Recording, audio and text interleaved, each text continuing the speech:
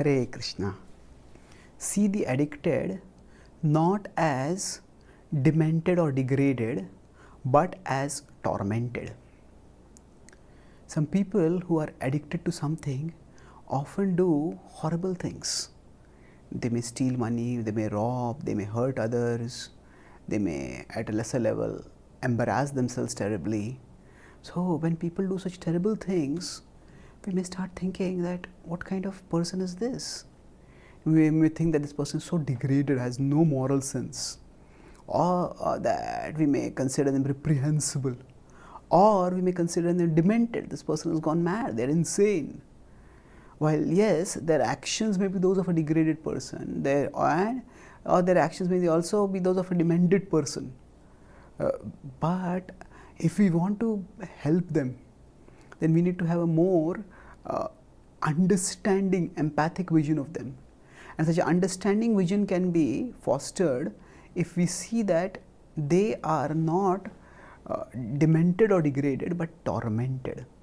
Tormented means that there is this desire within us, within them, that is goading them. Do this, do this, do this. So an alcoholic goes to any extreme, sometimes robbing or stealing, robbing or lying or whatever, to get something to have their drink. Now why do they go to such an extent? Because the desire is tormenting them from within. Do this, do this, do this, do this. And they just don't know how to get any relief from that except through indulgence. So the Bhagavad Gita points to this, that we are forced by our desires at times. Athakena prayuktoyam papam charati purushaha anichannapi varishneya baladivanyojitaha. By what is it that one is impelled to wrongdoing? As if by force, even against one's own will, one's own desire.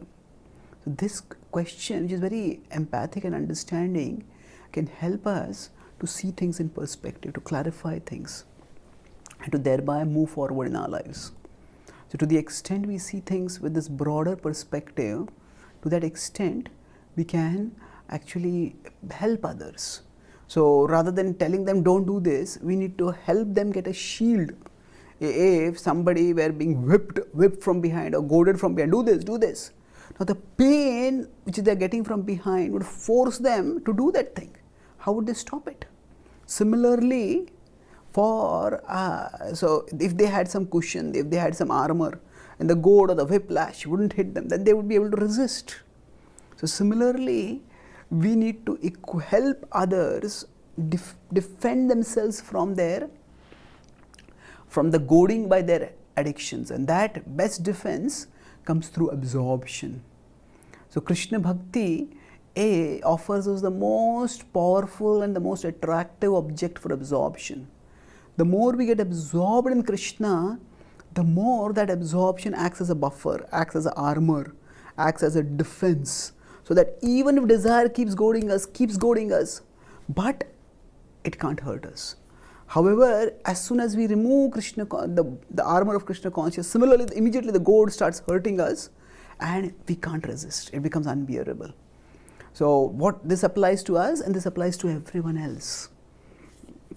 So now, if we are relatively purer, we may not feel that goad, that particular desire goading us, but we all have our weaknesses, and we know that certain things goad us. And when the goading starts happening, then it's almost impossible to resist it. So similarly, what happens to us happens to others also. Atmaupam yena sarvatra samam pashyati arjuna sukham va yadi va dukkham sayogi paramo mataha. That yogi is the topmost, who sees the equality of all living beings in their happiness and their distress. So that is what we have to aspire for. So we see others empathically, and in their particular situation, we see how we can help them gain relief from the torment of their addictive desires. And when we give them their help provide them Krishna consciousness, or a means to absorb themselves in Krishna, to shelter their consciousness in Krishna, when they get that relief, then they will become better positioned to resist it. Of course, some people may not take up the gift of Krishna consciousness and they will stay tormented. Then we can't help. But we won't be able to help anyone if we simply label people as demented or degraded. But by seeing them as tormented and explaining empathically to them how Krishna consciousness can shelter them, we have a far better chance of helping them overcome whatever negativity is overwhelming them, whatever desire is tormenting them into self-destructive behavior. Thank you. Hare Krishna.